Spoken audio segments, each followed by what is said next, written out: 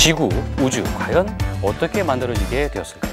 어떻게 보면 신의 영역일 수도 있겠지만 과학자들이 이 비밀을 하나하나씩 풀기 위해서 부단히 지금 연구를 하고 있는데요. 그 가운데 핵심으로 힉스 입자라는 게 최근에 발견이 되어서 주목받고 있습니다. 오늘은 이와 관련된 이야기를 한번 자세하게 나눠볼까 합니다. 대한민국 최고의 과학 전문 기자 이은정 기자와 함께합니다. 안녕하십니까? 네, 안녕하세요.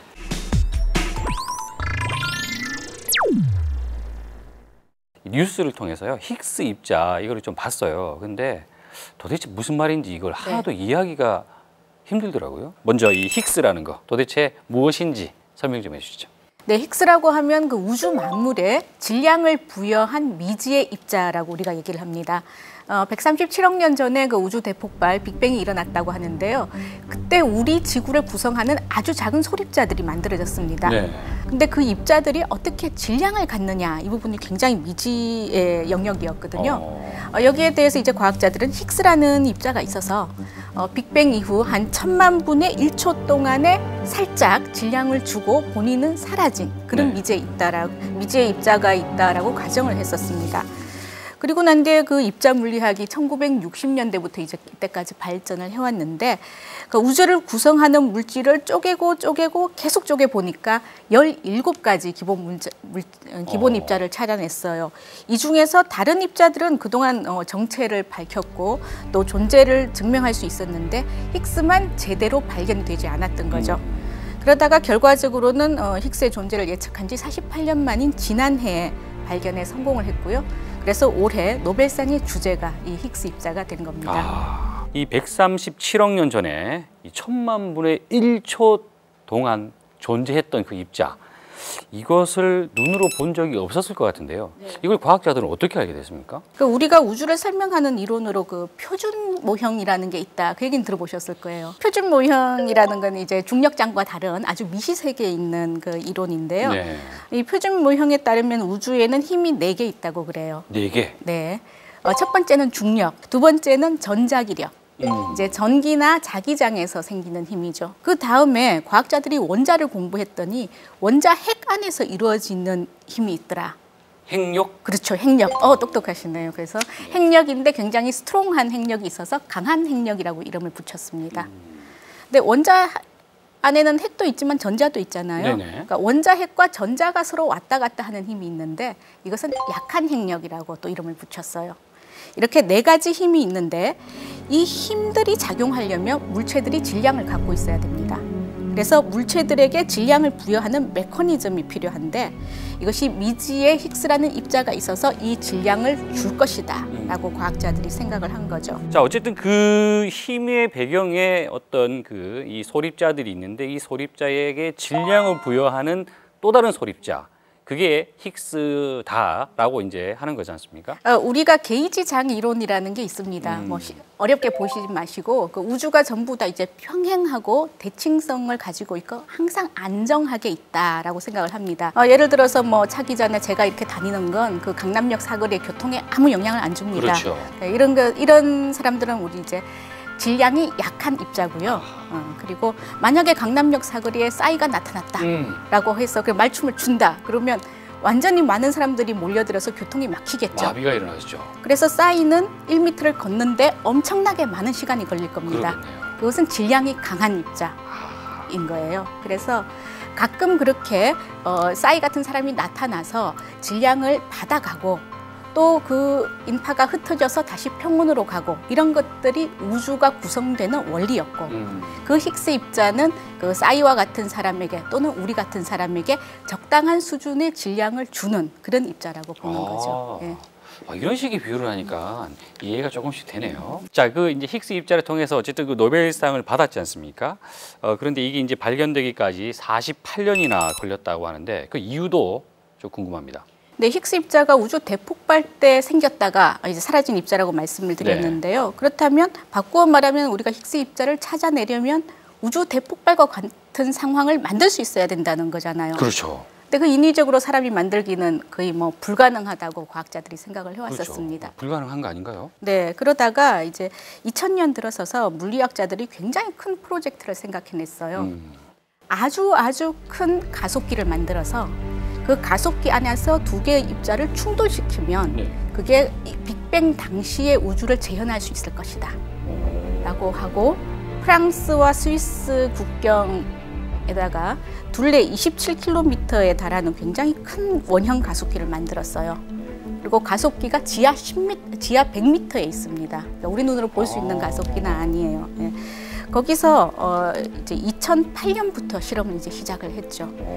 해봤더니 정말 힉스와 비슷한 입자가 있더라라는 수식을 아주 오랫동안 계산해서 발견을 했고, 네. 그래서 힉스 입자가 있다는 걸 증명할 수 있게 된 거죠. 이것을 우리가 증명하는데 48년, 뭐 약 50년 정도 걸렸다고 볼 수 있겠습니다. 그래서 뭐 돈도 많이 들어가고 하니까 그렇죠. 시간이 좀 예. 많이 걸렸네요. 그렇죠.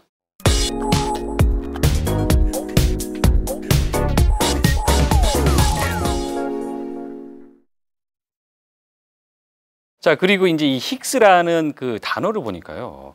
이게 한국인 또 이 비운의 과학자라고 불리는 이휘소 박사와 또 연관성이 있다. 그런 얘기를 하는데 그건 어떤 말입니까? 우리가 이제 알고 있는 피터 힉스 박사가 1964년에 네. 이것을 예측한 논문을 발표했었는데요. 아. 근데 이번에 이제 노벨상을 힉스 박사만 받은 게 아니라 앙그레르 박사 같이 받지 않았습니까? 네네. 그 이유는 같은 해에 비슷한 내용의 연구 논문을 발표했습니다. 그리고 이 팀과 또 같이 그 미국 연구팀인데 3명의 과학자가 또 비슷한 연구를 한 논문을 발표를 했습니다. 네네. 그 이휘소 박사가 그 학회에서 이 내용들을 쭉 토론을 하면서 이것이 앞으로 굉장히 의미 있는 입자가 될 것이다 라고 얘기를 하고, 그래서 이 입자의 이름을 무엇으로 할까라고 하다가 그냥 오늘부터 힉스 입자라고 하자라고 했다는 거예요. 어쨌거나 그 이휘소 박사는 당시에 그 이론 물리학자로서 굉장히 그 이제 세계적인 과학자였고요. 이 박사가 그 젊은 나이에 돌아가시지 않고 계속 살아 있었다면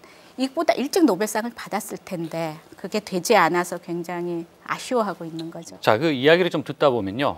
벌써 이 많은 이야기가 나왔는데 양성자 충돌, 뭐 소립자, 뭐 빅뱅, 뭐 가수 빅뱅도 아니고 그렇죠. 뭐 등등등인데 이게 기본 개념을 좀 알아야 조금 이해가 될 것 같습니다. 이제 우리 고등학교 시절 과학 교과서로 돌아가면 네. 모든 물질은 원소로 이루어졌다. 원소 안에 이제 원자가 네. 있다. 원자 안에는 원자핵과 전자가 있다. 또 원자핵은 양성자와 중성자로 만들어져 있다. 그렇습니다. 네. 예, 뭐 이런 얘기들을 계속해서 아까 얘기한 16가지 입자 플러스 하나의 입자 이렇게 찾아냈습니다. 그렇군요. 그 내용을 제가 도표로 잠깐만 보여드리려고 하는데요. 네. 그 양성자와 중성자는 알고 봤더니 쿼크라는 입자들로 구성이 되어 있었습니다. 그 쿼크는 종류가 6가지 있는 것으로 또 밝혀졌어요. 그래서 이 쿼크라는 것은 원자핵을 이루는 것들입니다. 그러면 우리가 아는 전자도 있고요. 또 뭐 지나가다들은 뉴트리노, 중성미자 네네네. 이런 것도 있습니다. 그런 애들은 여기 있는 렙톤이라는 물질들이 이루어져서 만들어지는 겁니다. 이쪽에 또 다시 4가지가 있는데 이것은 아까 우리가 표준 모형에서 4가지 힘이 있다고 말씀드렸습니다. 네. 근데 중력을 제외한 3가지 힘을 그 매개하는 입자들이 이렇게 있습니다. 이게 보존이라고 하는데요. 이 4가지 입자까지 하면 결국은 이제 16개가 됐죠. 네. 거기에 가운데에 힉스가 있어서 힉스라는 입자는 모든 입자에게 질량을 부여하는 역할을 한다.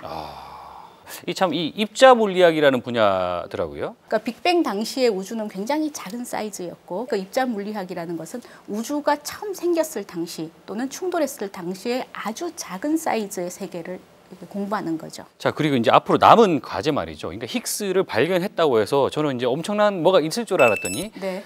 뭐 아직 이제 시작에 불과하다 이런 얘기를 하더라고요. 예, 과학자들은 계속 시작에 불과하다고 얘기를 하고 있습니다. 그런데 우리가 눈에 보이는 우주는 5% 정도밖에 되지 않는다고 얘기를 하죠. 5%밖에 예, 안 됩니까? 그렇죠. 전체 우주의 70%가 암흑 에너지로 되어 있고, 암흑 에너지? 네네. 아직 뭔지 몰라요. 네. 예, 더 이상 묻지 마시고. 알겠습니다. 네네. 그리고 나머지 30% 중에 또 25% 정도는 암흑 물질로 되어 있다고. 암흑 물질. 네네. 이 암흑 물질과 암흑 에너지에도 이제 질량이 부여되는 메커니즘이 있을 텐데 이것을 정말 똑같은 힉스 입자가 하는지 아니면 또 다른 입자가 하는지 이런 부분들을 우리가 좀 더 연구를 해야 우주에 대해서 좀 더 알 수 있게 된다. 그렇군요. 자, 이 마지막 질문입니다만 아주 근본적인 질문입니다. 이걸 힉스 입자 뭐 이런 거 연구를 하지 않습니까? 이런 걸 알아서 도대체 우리가 어디에 써먹을 수 있을 것이냐. 네. 네. 지금 아주 근본적인 단계에 이 발견을 한 거기 때문에 세상이 무엇으로 만들어졌느냐, 인간은 어디에서 왔느냐, 이런 것들을 좀 더 체계적이고 과학적으로 하고 있는 것이 지금 물리학이고, 아직도 많은 부분이 의문으로 남아 있지만 과학자들이 이렇게 최전선에서 열심히 일을 하게 되면 언젠가는 우리도 우주에 대해서 이렇게 어렵지 않고 쉽게 원리를 이해할 수 있는 날이 오지 않을까, 그렇게 생각합니다. 참 이 과학자들이 대단하네요. 네. 이 이윤정 기자께서 이 과학 전문 기자로서 좀 많이 좀 재밌게 자세하게 좀 풀어주셨으면 하는 그런 바람입니다. 자, 오늘 이야기하신다고 대단히 고생하셨습니다. 고맙습니다. 감사합니다.